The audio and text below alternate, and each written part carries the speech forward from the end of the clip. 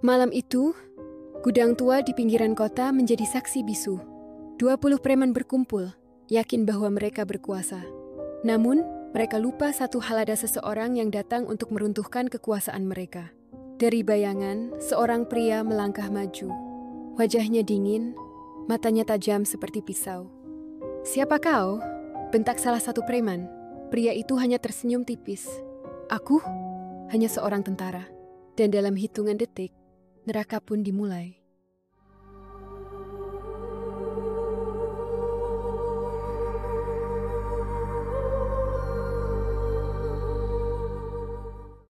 Malam itu gelap tanpa bintang. Di sebuah gudang tua di pinggiran kota, suara botol pecah dan tawa kasar menggema. 20 pria bertubuh kekar berkumpul, merencanakan sesuatu yang lebih dari sekadar mabuk-mabukan. Di kejauhan, langkah seorang pria terdengar mendekat. Hanya seorang prajurit TNI yang tak bersenjata. Mereka tertawa, meremehkannya. Tapi detik berikutnya, tawa itu berubah menjadi jeritan panik. Satu persatu, mereka tumbang. Malam itu, legenda lahir dari bayang-bayang.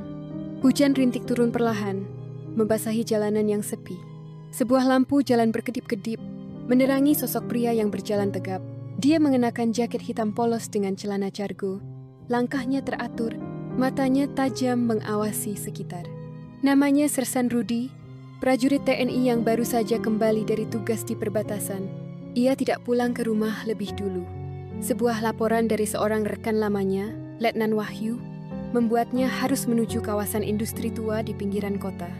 Wilayah itu kini dikuasai oleh sekelompok preman kejam yang kerap melakukan pemerasan, penculikan, dan bahkan pembunuhan bagi mereka yang menolak tunduk. Di sebuah warung kopi kecil yang hampir tutup, Rudi bertemu dengan Pak Budi, seorang warga yang terlihat gelisah. "Mereka semakin gila, Pak. Kemarin, anak saya hampir diculik karena saya tak sanggup membayar uang keamanan mereka." Suara Pak Budi bergetar. "Kami tak bisa melawan. Mereka terlalu banyak." Rudi diam sejenak.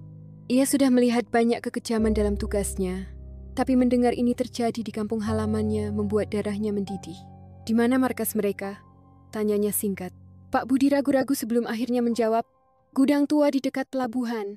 "Tapi Pak Rudi, mereka bukan orang biasa. Mereka tidak akan segan membunuh siapapun yang menghalangi mereka." Rudi menatap Pak Budi dengan senyum tipis, tetapi sorot matanya dingin. "Saya juga bukan orang biasa." Malam semakin larut. Dari kejauhan, terlihat lampu-lampu redup dari gudang tua. Suara bising terdengar dari dalam tertawa kasar, botol pecah, dan dentuman musik. Di dalamnya, 20 pria bertubuh besar sedang merayakan sesuatu, tidak menyadari bahwa seseorang sedang mengintai mereka dari kegelapan. Sersan Rudi menarik napas dalam. Malam ini, keadilan akan turun dari bayang-bayang. Sersan Rudi berdiri di tepi bayangan, mengamati gudang tua yang menjadi markas preman. Dengan pengalaman bertahun-tahun sebagai anggota pasukan elit, ia tahu bahwa serangan tanpa strategi adalah bunuh diri. Dari kejauhan, ia menghitung dengan teliti. 20 orang, sebagian besar bersenjatakan pisau, golok, dan beberapa tongkat baseball. Hanya ada satu yang memegang pistol, kemungkinan pemimpin mereka. Di sudut gudang, 2 pria berjaga di dekat pintu masuk utama. Mereka merokok, tertawa, dan sesekali meludah ke tanah. Rudi tersenyum tipis. Mereka lengah. Itu kesalahan pertama mereka. Dengan langkah hening, ia beringsut mendekat, memanfaatkan suara hujan untuk menyembunyikan kehadirannya. Dalam satu gerakan cepat, Rudi mencengkram leher salah satu penjaga dari belakang, membungkamnya sebelum pria itu sempat bersuara. Satu tumbang. Penjaga kedua menoleh, terkejut melihat rekannya ambruk. Sebelum sempat berteriak, Rudi menghantam ulu hatinya dengan siku keras. Pria itu jatuh berlutut, lalu satu pukulan telak di pelipis membuatnya tak sadarkan diri. Rudi menarik kedua tubuh itu ke sudut gelap, memastikan mereka tak terlihat. Ia merampas salah satu pisau yang terjatuh, lalu menatap ke dalam gudang. Masih ada 18 orang tersisa. Di dalam, para preman masih larut dalam pesta. Seorang pria bertato naga di lengannya yang terlihat seperti pemimpin duduk di sofa reot dengan botol minuman keras di tangannya. Ia menertawakan sesuatu yang diceritakan salah satu anak buahnya. Tiba-tiba, listrik di gudang padam. "Brengsek, siapa yang mainin saklar?" Suara pemimpin itu menggelegar. Beberapa preman bangkit, mencoba mencari senter atau ponsel. Namun sebelum mereka sempat beradaptasi dengan kegelapan, suara jeritan tertahan terdengar. Salah satu preman di sudut belakang menghilang dalam gelap. Lalu satu lagi, dan satu lagi. Ketegangan meningkat. Beberapa dari mereka mulai panik. Pemimpin preman itu mengangkat pistolnya, matanya menyipit mencoba menembus kegelapan. "Siapa di sana? Keluarlah kalau berani." Hening. Lalu, suara langkah kaki mendekat. Dari bayangan, Arya muncul, matanya berkilat dingin. "Aku di sini." Dari balik kegelapan, Rudy melangkah perlahan. Hanya cahaya dari ponsel beberapa preman yang menerangi wajahnya, menampilkan tatapan tajam dan sorot mata dingin yang membuat bulu kuduk berdiri. "Siapa lu, hah?" Pemimpin preman, pria bertato naga, mengangkat pistolnya, mengarahkannya tepat ke Rudy. Namun Rudy tak bergeming. Dengan tenang, ia menatap pria itu dan berkata, "Aku datang untuk menghentikan kalian." Tawa meledak di ruangan itu. Beberapa preman saling berpandangan, lalu tertawa semakin keras. "Dengar, orang ini pikir dia pahlawan. Lu pikir bisa lawan kami semua sendirian?" Seorang preman berambut gondrong mencibir. Namun tawa mereka seketika lenyap saat Rudy melangkah cepat ke arahnya.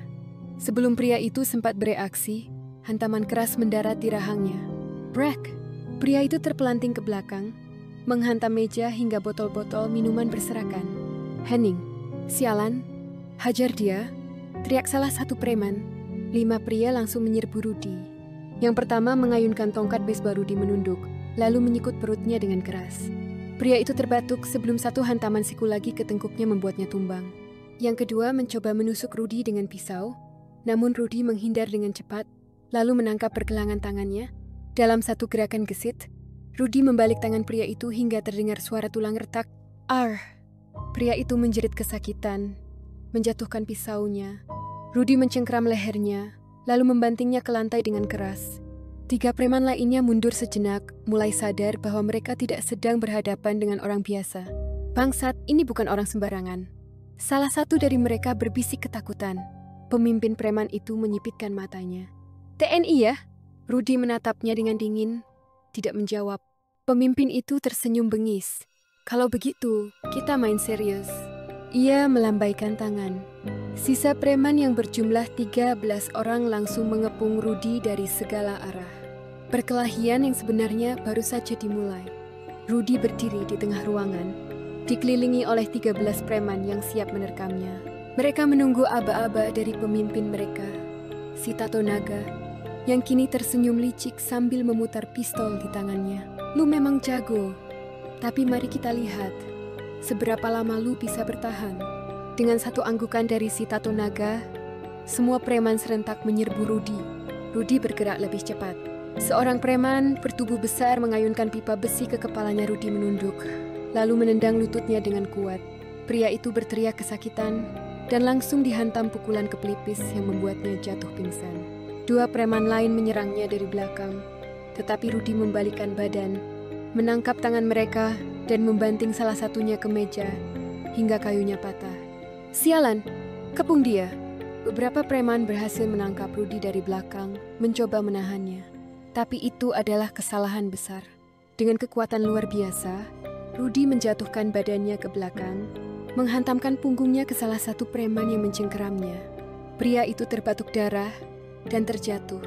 Lalu, Rudy menggunakan momentum untuk melempar satu preman ke arah temannya sendiri. 5 preman tumbang dalam waktu kurang dari 1 menit. Sisanya mulai ragu. Mereka tidak menyangka satu orang bisa menumbangkan mereka dengan mudah. Si Tato Naga menggeram. "Dasar sampah! Jangan kasih dia waktu. Matiin dia." Seorang preman langsung mencabut pisau dan menyerang Rudy dengan cepat. Rudy menghindar ke samping, meraih pergelangan tangan pria itu, dan memutarnya ke belakang. Crack! Pisau itu berpindah tangan dalam sekejap, dan dalam satu gerakan cepat, Rudy menancapkan pisau itu ke meja, tepat di antara jari pria tersebut, membuatnya ketakutan dan tak berani bergerak. 8 preman tersisa. Wajah si Tato Naga kini mulai berubah.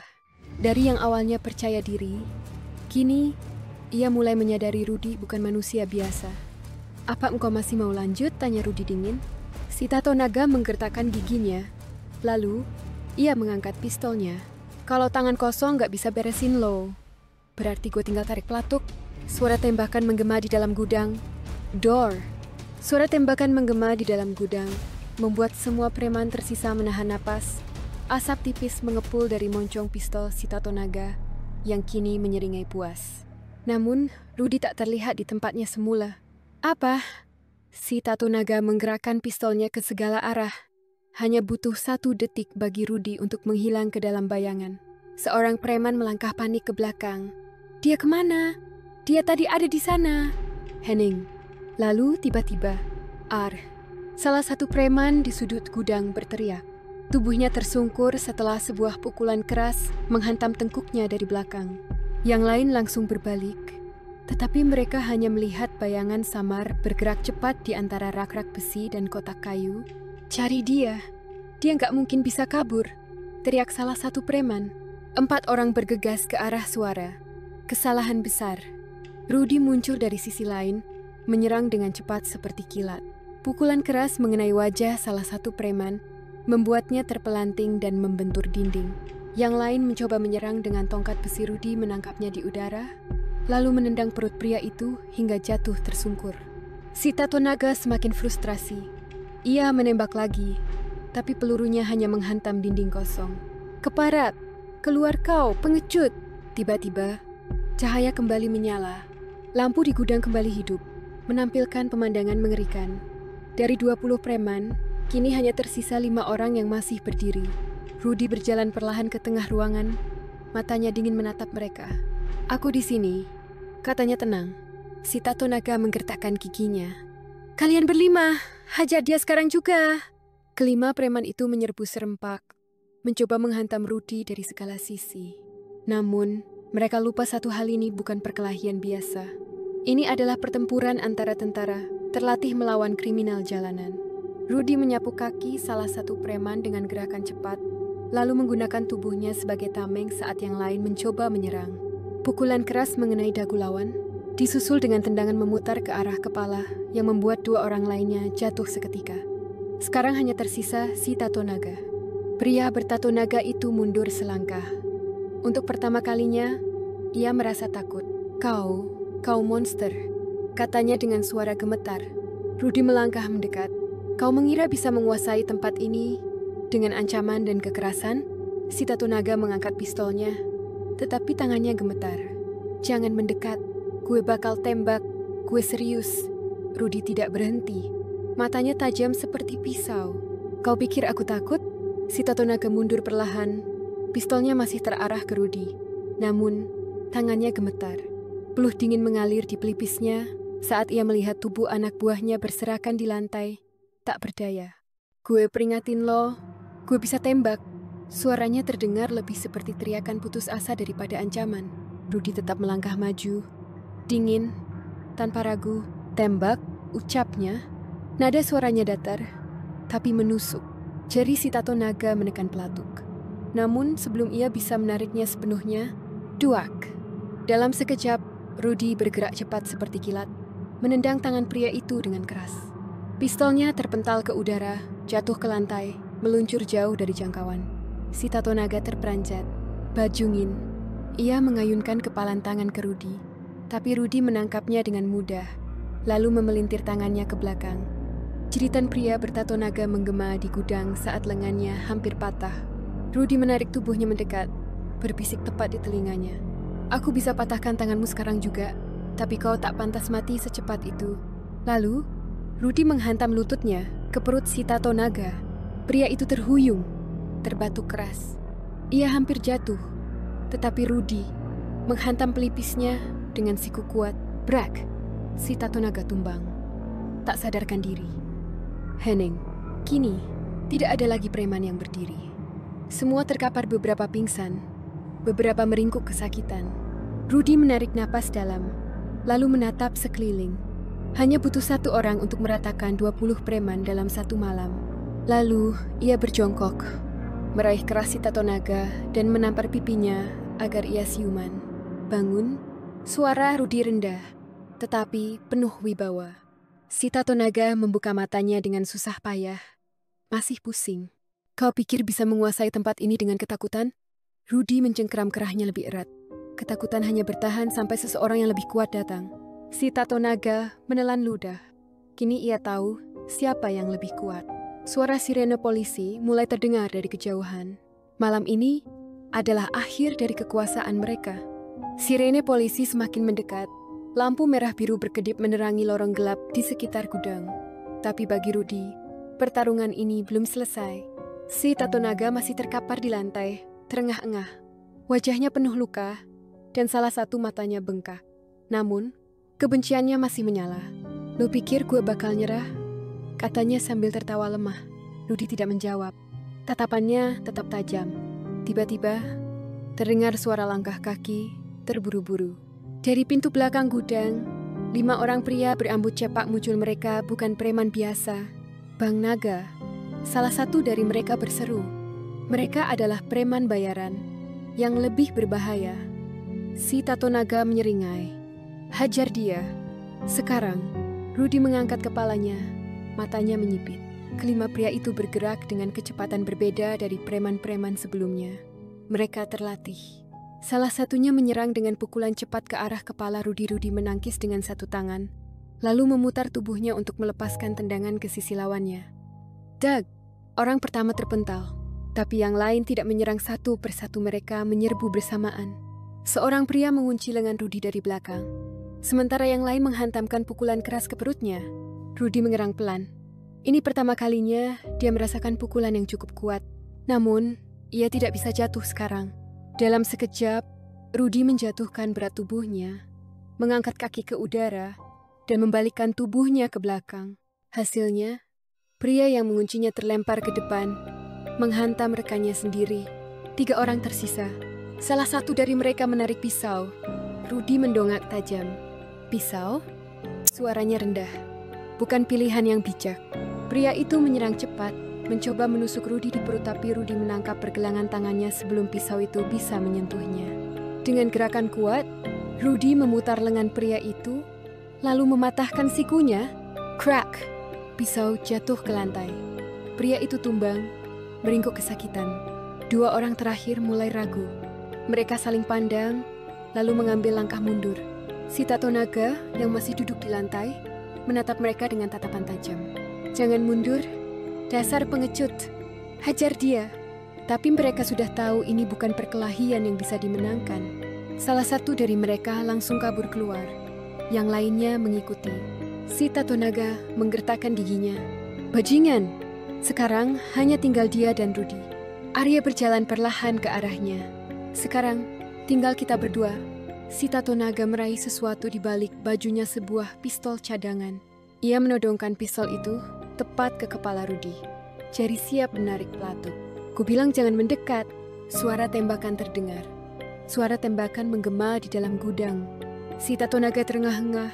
Tangannya masih memegang pistol. Asap mengepul dari moncongnya. Namun, alih-alih melihat Rudy jatuh, pria itu justru menatap dengan mata membelalak. Rudy masih berdiri di tempatnya. Dalam sepersekian detik sebelum peluru mengenainya, Rudy miringkan kepala hanya beberapa milimeter dari lintasan maut. Peluru meleset. Si Tato Naga tidak percaya. Ia menembak lagi, tapi kali ini Rudy bergerak.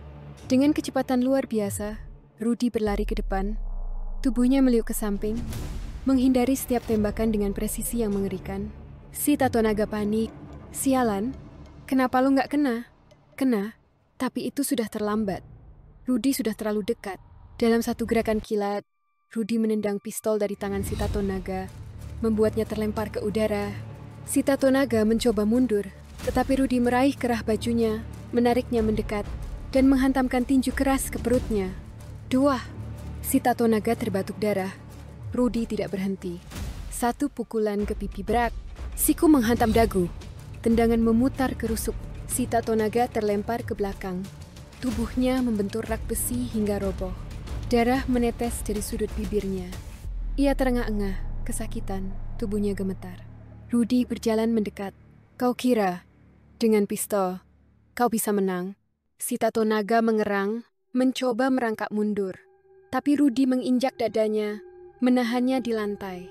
"Tunggu, gue bisa bayar lo. Gue kasih lo uang, sebanyak yang lo mau." Rudy menatapnya dingin. "Kau pikir aku di sini karena uang?" Tiba-tiba, sirene polisi terdengar semakin dekat. Cahaya merah biru masuk melalui jendela. Polisi akhirnya tiba. Rudy menghela napas, lalu melepaskan injakan dari dada si Tato Naga. "Kau sudah selesai." Si Tato Naga terbaring lemah. Kekaisaran kecilnya runtuh hanya dalam satu malam. Dan semua itu karena satu orang, satu tentara, Rudy. Sirene polisi meraung semakin kencang.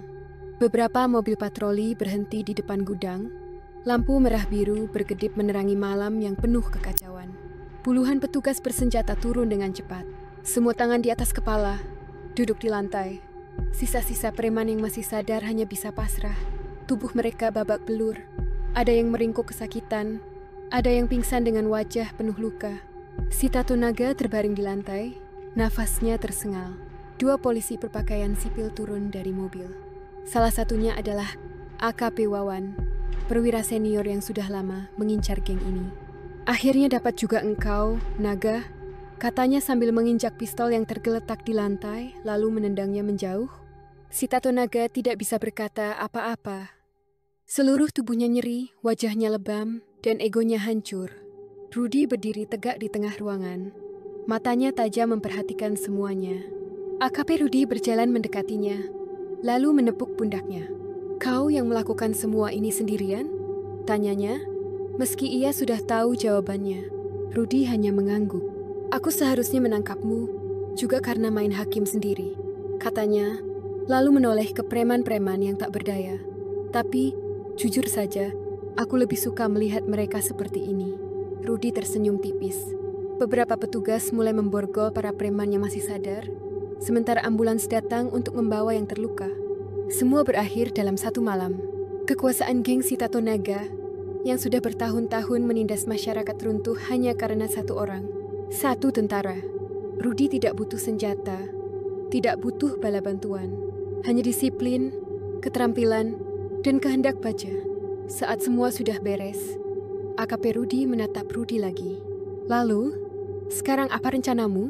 Rudy melihat sekeliling, lalu menatap langit yang mulai terang. Fajar mulai menyingsing. Ia menghela napas, lalu berkata dengan suara tenang, "Aku sudah melakukan bagianku. Sisanya, biarkan hukum yang berbicara." Matahari pagi mulai menyinari jalanan kota.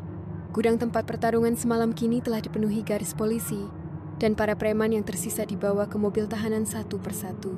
Si Tato Naga diborgol dan diseret oleh dua polisi. Wajahnya penuh luka, tatapannya kosong. "Kau pikir ini akhir?" gumamnya kepada Rudy yang berdiri tak jauh darinya. "Akan selalu ada orang seperti aku yang mengambil alih setelah aku pergi." Rudy menatapnya dingin. "Mungkin," katanya, "tapi engkau tidak akan lagi jadi masalah." Si Tato Naga mendecak, lalu menunduk pasrah. Saat mobil tahanan berangkat, AKP Wawan mendekati Rudy. "Kau bisa saja mengambil jalan lain, tapi kau memilih untuk menghadapi mereka seorang diri. Kenapa?" tanyanya. Rudy menatap jalanan yang mulai hidup dengan kesibukan pagi. "Karena ada hal-hal yang hanya bisa diselesaikan dengan cara seperti ini," jawabnya. "Aku bukan pahlawan. Aku hanya melakukan apa yang perlu dilakukan." AKP Wawan tersenyum kecil, lalu mengulurkan tangan. "Bagaimanapun juga, aku berhutang satu padamu." Rudy menerima jabat tangannya. Tanpa banyak kata lagi, Rudy berbalik dan berjalan pergi. Kemana? Tak ada yang tahu. Namun, satu hal pasti malam itu, kota ini melihat sesuatu yang luar biasa. Seorang prajurit tunggal menghadapi 20 preman dan keluar sebagai pemenang. Dan kisah itu akan terus diceritakan sebagai legenda